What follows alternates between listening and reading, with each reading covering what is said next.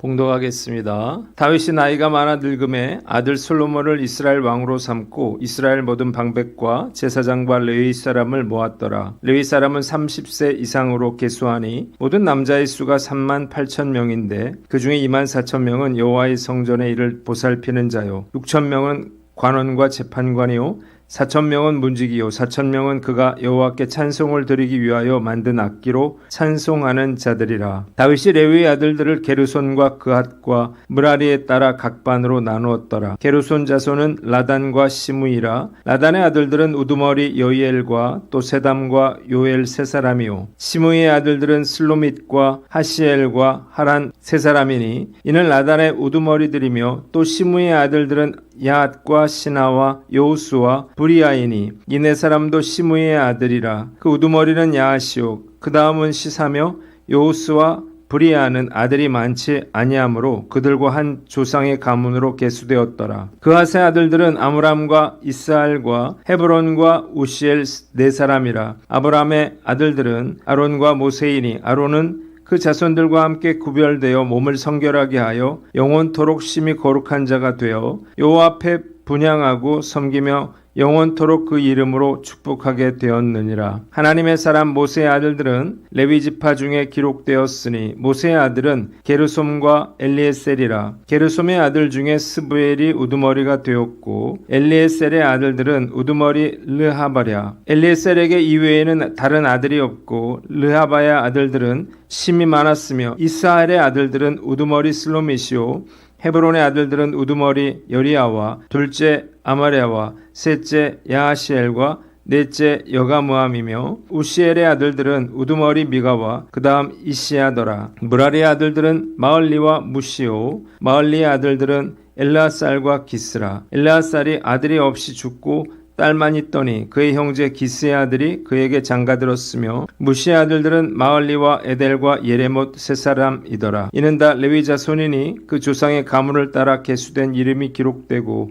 여호와의 성전에서 섬기는 일을 하는 20세 이상 된 우두머리들이라. 다윗이 이르기를 이스라엘 하나님 여호와께서 평강을 그의 백성에게 주시고 예루살렘에 영원히 거하시나니 레위 사람이 다시는 성막과 그 가운데에서 쓰는 모든 기구를 맬 필요가 없다 한지라. 다윗의 유언대로 레위 자손이 20세 이상으로 계수되었으니 그 직분은 아론의 자손을 도와 여호와의 성전과 뜰과 골방에서 섬기고 또 모든 성물을 정결하게 하는 일 곧 하나님의 성전에서 섬기는 일과 또 진설병과 고운 가루의 소재물 곧 무교전병이나 과자를 굽는 것이나 반죽하는 것이나 또 모든 저울과 자를 맡고 아침과 저녁마다 서서 여호와께 감사하고 찬송하며 또 안식일과 초하루와 절기에 모든 번제를 여호와께 드리되 그가 명령하신 규례에 정한 수요대로 항상 여호와 앞에 드리며 또 회막의 직무와 성소의 직무와 그들의 형제 아론 자손의 직무를 지켜 여호와의 성전에서 수종드는 것이더라. 아멘.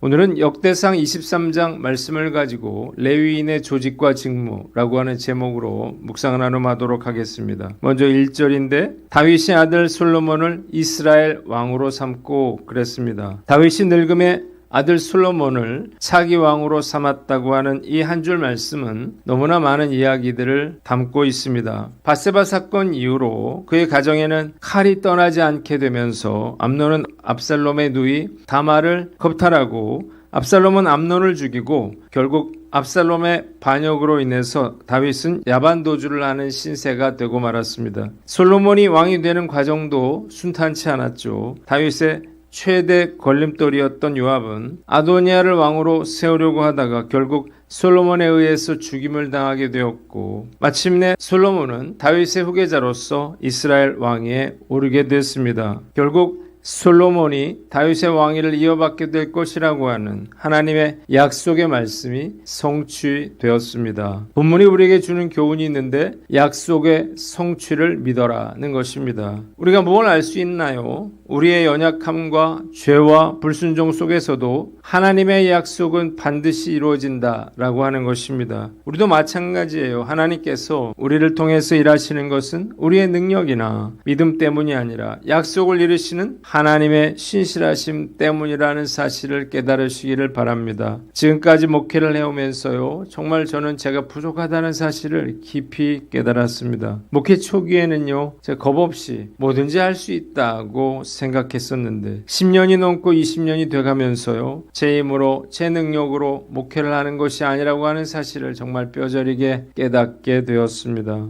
그래서 감사한 거는요, 죄를 짓고 실수를 한다 하더라도 무너져 내리지 않을 수 있었다는 것입니다. 지쳐서요, 모든 걸 다 내려놓고 포기하고 싶었을 때 주님께서는 저를 업어주셨고, 그래서 다시 시작할 수가 있었습니다. 하나님의 약속을 믿는 믿음의 사람들은요, 그래서 늘 긍정적이고 미래지향적일 수 있습니다. 하나님께서 약속하신 약속의 말씀을 믿고 살기 때문입니다. 소망이 있으면요, 똑같은 상황에서도 얼마든지 다르게 살 수가 있습니다. 가난이 문제가 아니고 실패가 문제가 아닌 것입니다. 문제는 소망이 있느냐 없느냐에 달린 것입니다. 아무리 가난해도 조금만 참으면 부자가 될 수 있다는 소망이 있는 사람은요, 절대 낙심하지 않는 것입니다. 인생의 위기가 올 때마다 힘들고 어렵더라도 이 소망의 말씀을 가지고 참고 버텨내야 하는 것입니다.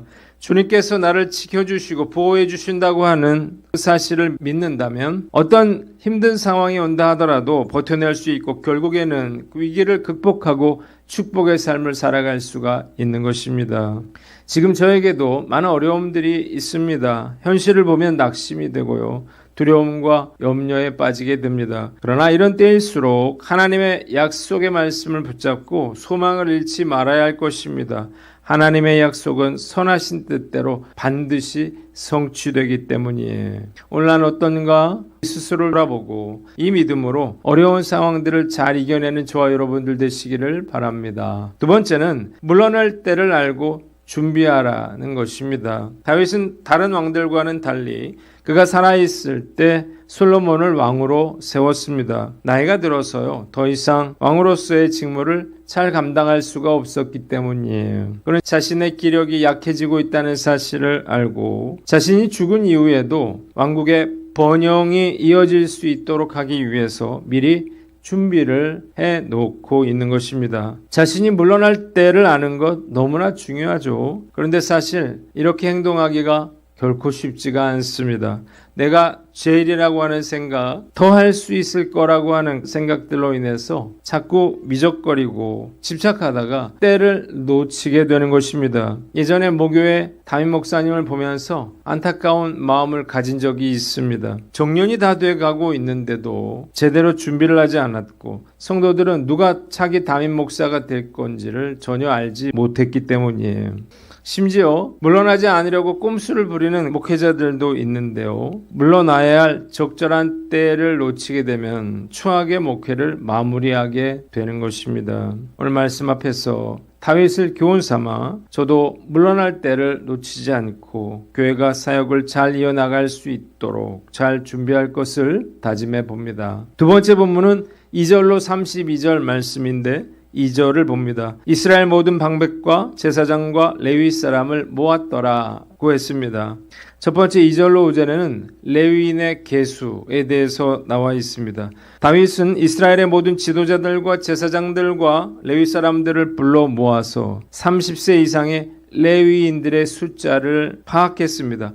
38,000명 중에 24,000명은 주의 성전에서 봉사하게 하고 6,000명은 관리와 재판관으로 세웠으며 나머지 4,000명은 주를 찬양하는 찬양대원으로 세웁니다. 6절로 23절에는 가문에 따른 레위인 반의 조직에 대해서 나와 있습니다. 다윗은 성전에서 봉사할 레위인들을 레위의 세 아들인 게르손과 그앗과 므라리의 가문에 따라서 세 계열로 나눕니다. 성전에서 제사장을 도와서 제반 사무를 관장하도록 임명된 레위인들을 24반열로 나누었는데, 게르손 계열이 17반열, 그리고 그앗 계열이 9반열, 므라리 계열이 5반열을 차지하게 되었습니다. 세 번째 24절로 32절 성전에서 섬기는 레위인의 직무에 대해서 나와 있어요. 예루살렘에 성전이 세워질 걸 예상한 다윗은 더 이상 레위인들이 성막과 기구들을 옮기거나 메어 옮길 일이 없을 것이라면서 그들에게 성전을 유지하고 보수하는 일과 그 외에 성전에서 수행할 새로운 임무들을 맡겼습니다. 그리고 성전 봉사자의 연령도 조정을 했는데 율법은 성전에서 봉사하는 레위인의 연령 하한선을 30세, 민수기 4장 3절이죠. 혹은 25세, 민수기서 8장 24절로 정해놓고 있지만 다윗은 이를 20세로 낮추었습니다.